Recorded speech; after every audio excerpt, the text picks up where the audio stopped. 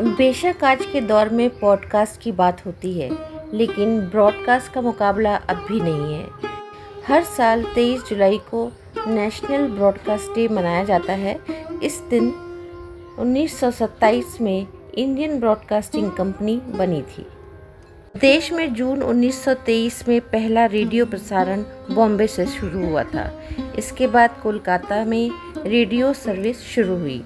1930 में सरकार ने इन केंद्रों को अपने नियंत्रण में लेकर इसे इंडियन स्टेट ब्रॉडकास्टिंग सर्विस नाम दिया। जून 1936 में इंडियन स्टेट ब्रॉडकास्टिंग सर्विस को ऑल इंडिया रेडियो नाम दिया गया। 1956 से इसे आकाशवाणी के नाम से भी जाना गया। आज़ादी के वक्त भारत में 9 रेडियो स्टेशन थे। बंटवारे के बाद 6 ही बचे। उस समय भारत की सिर्फ 11% आबादी तक ही ऑल इंडिया रेडियो की पहुंच थी। आज ऑल इंडिया रेडियो के पास 591 रेडियो स्टेशन हैं। इसकी पहुंच देश की 98% आबादी तक है। रेडियो के इस सफरनामे पर देखिए एक रिपोर्ट।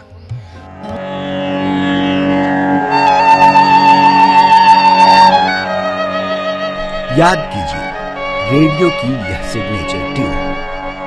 एक जमाना था जब यह धुन बजती थी और रेडियो की दुनिया शुरू हो जाती थी।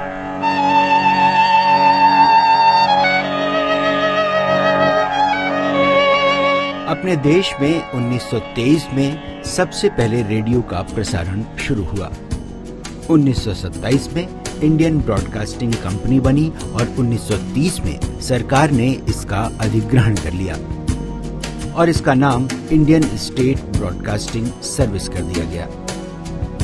1936 में इसे ऑल इंडिया रेडियो के नाम से जाना जाने लगा और 1956 में यानी आजादी के 9 साल बाद इसे आकाशवाणी बना दिया गया।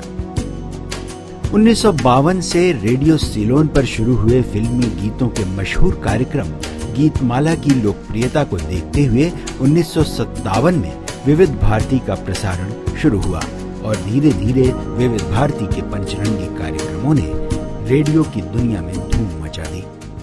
आज स्थिति यह है कि हमारे देश में 250 से ऊपर पूरी तरह से कार्यक्रम बनाने वाले और प्रसारित करने वाले स्टेशन हैं। 400 से ऊपर प्रसारण केंद्र हैं।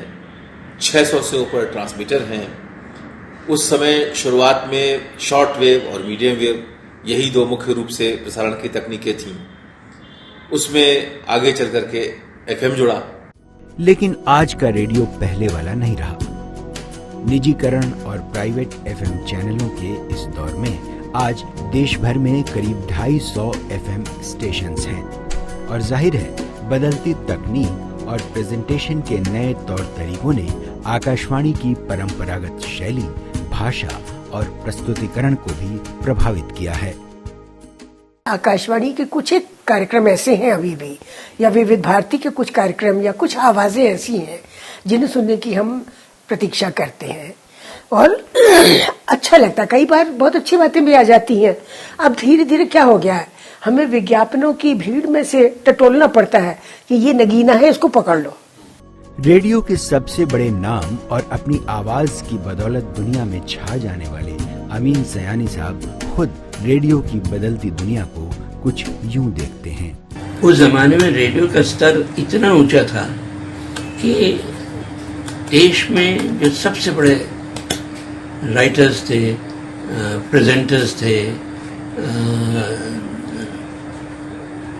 और भी लोग जो बोल पाते थे, लेक्चर अच्छी तरह दे पाते थे, ये सब आकर इसमें हिस्सा लेते थे और अपने आप को बड़ा खुशकिस्मत समझते थे कि हमें रेडियो पर हमें बोल रहे हैं। ये बड़ी इज्जत की बात है। जी जी।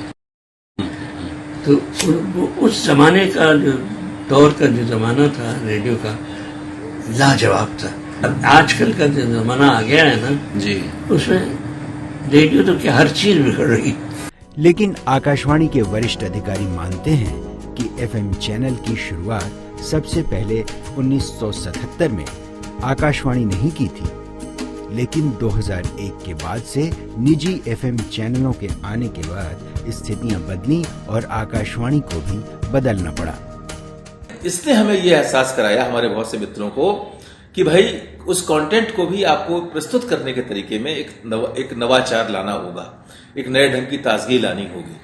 और ये एक बड़ा मतलब एक रोचक वाक्य कहा गया कि भाई विकास का कार्यक्रम है या प्रगति का कार्यक्रम है या गंभीर कार्यक्रम है तो उसे उबाऊ कार्यक्रम हो ये जरूरी नहीं है, वो कार्यक्रम भी रोचक दिलचस्प ढंग से बनाया जा सकता है।